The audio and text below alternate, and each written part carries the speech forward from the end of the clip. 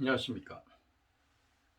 김정기 TV의 김정기입니다. 2020년 12월 16일 김정기의 3분 토크 제66회 시작하겠습니다.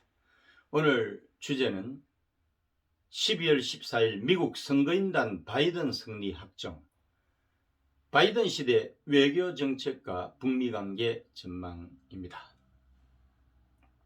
바이든이 12월 14일 미국 대통령 선거를 확정짓는 선거인단 투표에서 지난 11월 3일 일반 투표에서 확보한 선거위원 이탈표가 없이 승리의 요건에 해당되는 과반수를 확보해가지고 사실상 대선 승리를 확실히 했습니다. 바이든 당선인은 이날 50개 주와 워싱턴 DC의 선거인단 투표 개표 결과 총 538명으로 구성된 선거위원 중에 승리에 필요한 과반수 270명을 넘는 306명의 선거위원을 확보했고요.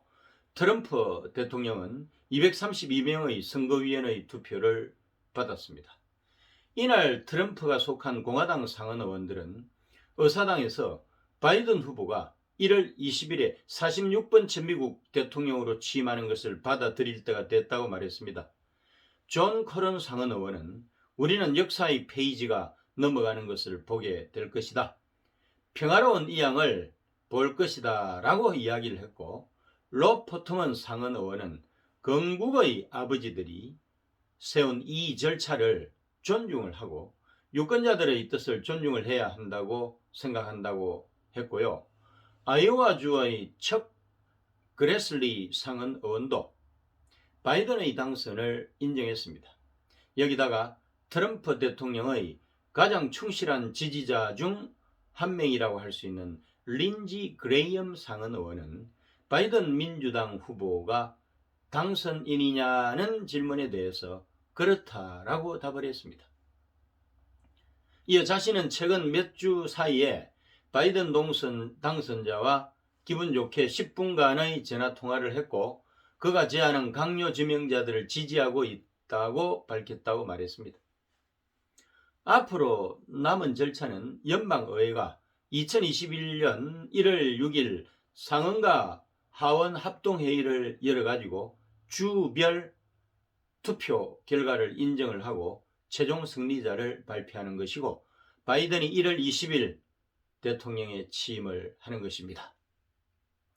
이로써 정권교체, 공화당에서 민주당으로의 정권교체가 마무리가 됩니다. 앞으로 바이든 시대 미국의 외교 정책은 어떻게 될까요?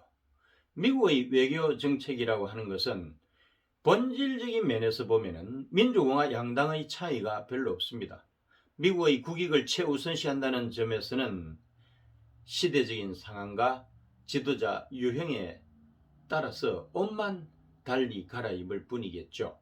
따라서 공화국 건국 이후 미국 외교는 국익 우선주의에 입각해서 초당적, 초지도자적으로 움직이면서 전통, 트래디션과 연속성, 컨티뉴어티를 중시하는 특징이 있습니다.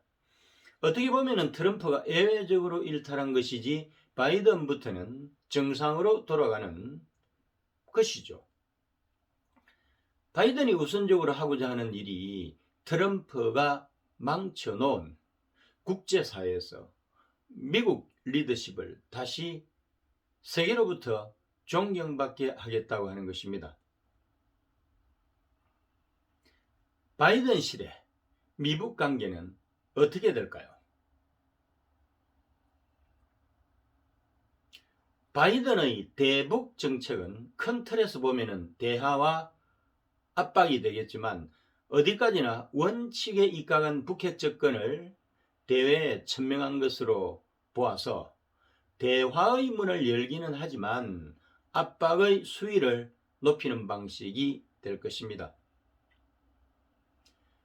바이든의 공개 발언만 놓고 보면 결코 낙관적이지가 않습니다.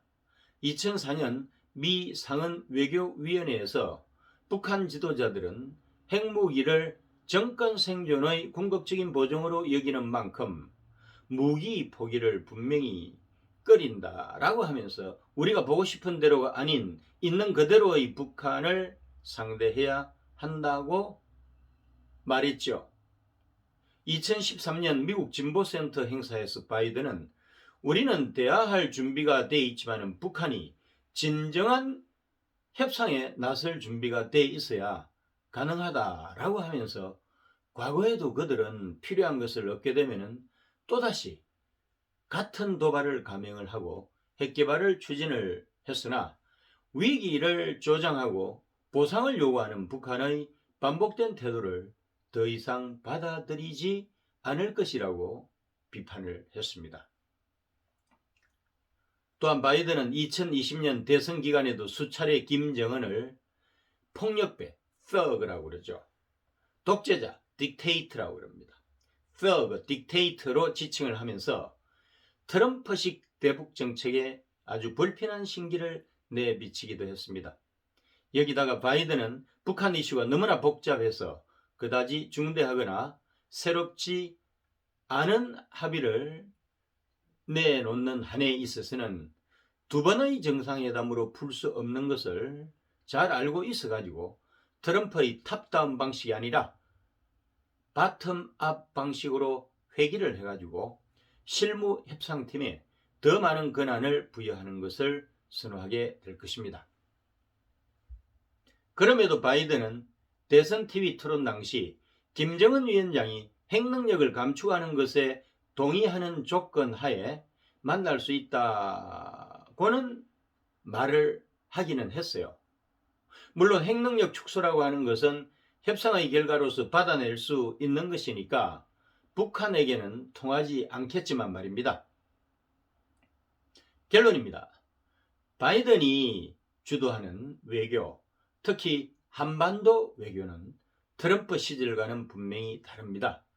바이든은 동맹국 한국에게 민주주의 동맹 외교에 적극적으로 동참하기를 요구할 것이므로 한국은 여기에 맞추어서 자주파보다는 동맹파를 전면에 내세워야 한다는 것이죠.